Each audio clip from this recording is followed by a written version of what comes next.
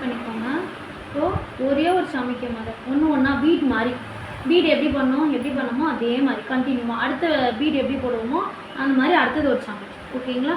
இப்போ தெரியுதுங்களா? கேஸே விடாமல் அடுத்தது தானாகவே இது உள்ளே லோட் ஆக முடியும், உள்ளே போக முடியும்.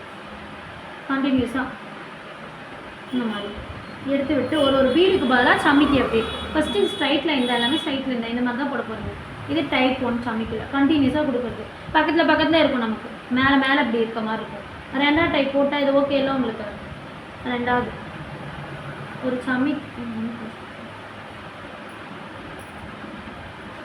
வெறும் சமைக்கி. அப்போ கேப்பே இல்லாமல் இருக்குல்ல, இப்போ கேப் விடுவோம். அதுக்கு பதிலாக ஒரு செயின் ஸ்டிச், ஒரு சமைக்கி ஒரு செயின் ஸ்டிச் கொடுக்கும் ரெண்டாவது. இப்போ நமக்கு வந்து நகர்ந்து இருக்கும். ஒரு சமைக்கி ஒரு செயின் ஸ்டிச், திரும்பி ஒரு சமைக்கி ஒரு செயின் ஸ்டிச், இந்த மாதிரி வரும். இந்த டைப்பில் இது கேப் வரும், அது கேப் வராது. அவ்வளோதான் இதுக்கும் அதுக்கு வித்தியாசம். நல்லாவே கேப் விட்டு நான் 3ஆவது டைப் போகிறேன். இதில் என்னென்னா ஒரு சுகர் பீடோ இல்லை ஒரு கட் பீடோ இல்லை என்ன பீட்ஸ் உங்கள் கையில் இருக்கோ அதை இது கூட சேர்த்துக்கோங்க. இப்போ செயின் ஸ்டிச் போட்டோம்ல,